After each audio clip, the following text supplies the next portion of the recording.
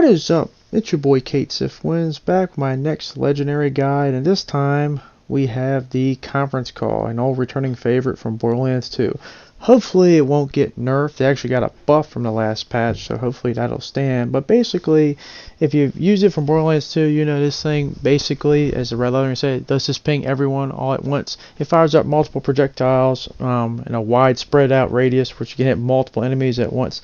My version is a fire version, but with its recent buff, as I said, it's definitely a very viable and very good and well used legendary. And the best part about this thing is, unlike with a lot of other legendaries I've said in my other videos, yes, you can get it from, certain, it's not a world drop, it's not something, and it can drop from other enemies, but there is a specific enemy you can farm, and that is Katagawa Jr.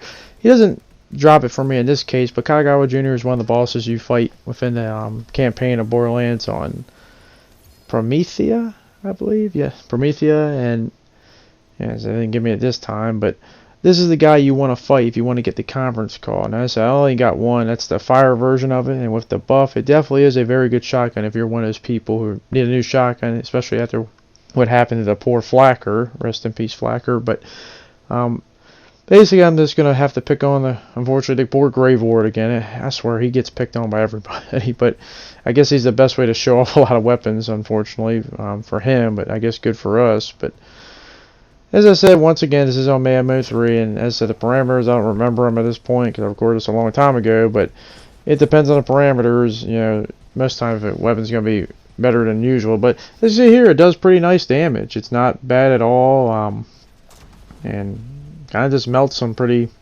easily, especially here. But as I said, definitely a shotgun. I would invest time. That's the best part is you don't have to hope he drops from a world drop. And just a little update on that. I know I've read all the things that Gearbox is trying to do, with raising the bank inventory and making more items drop specifically from certain enemies, and instead of this all being world drops. I don't know why they thought that was a good idea, especially when there's so many legendaries. And obviously making a tougher mayhem mode, which is why I don't understand a lot of the nerfs they've done, just because we haven't even had a raid boss yet, and there's going to be tougher difficulties, like probably ultimate ball hunter mode, raising a level cap. So those things, as I said, will come eventually, but till that time comes, I guess we just have no choice but to wait. But as I said, I'm feeling a lot better than my last time I uploaded a Borderlands video. If you haven't seen that, it's in go check it out for yourself. I was very happy at that October 17th patch, but as I've played other games, I've kind of got out of my mind, and it could be worse. It could be what Bethesda's doing right now, and I'm not even going to get into that. That's just something else in its entirety. But nonetheless, this is about the conference call. One thing I will say I don't like about the conference call is, if you look at it, is I like how it looked in Borderlands 2 better than Borderlands 3. And also another thing is, you remember the conference call on Borderlands 2 when it first came out, combined with the B shield?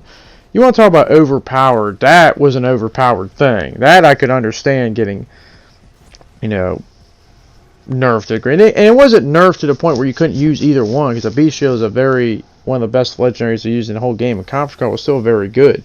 It just wasn't one-shotting everyone. As you can see, the bullets fire, and it did that spread thing, so it can basically hit so many enemies at once. But with the fire version here, definitely very good against the Grave Ward. But yeah, I would definitely recommend, if you're one of those unfortunate Flacker. I feel bad because one of my friends, he loved the Flacker to death, and it's just not as good as the old one. You just can't use it. It's basically worthless now. Not unless, I guess, if you play offline, but how long until that gets fixed? Eventually. And I don't want to play offline. I want to be online. I want to be playing with people, and the only time I would probably do offline if I'm doing farming route, but nonetheless, that is going to be the end of my video. If you did enjoy this legendary guide, don't forget to subscribe, leave a like and a comment below. And I've actually watched a video on this being a very overpowered RPG, the Lump ×2, so I haven't used it quite yet, but let me know how that works out. But nonetheless, that's the end of the conference call video. Thanks for watching. Hope you guys see you later. Hope we can make more Borderlands 3 videos in the future, but until that time, thanks and peace.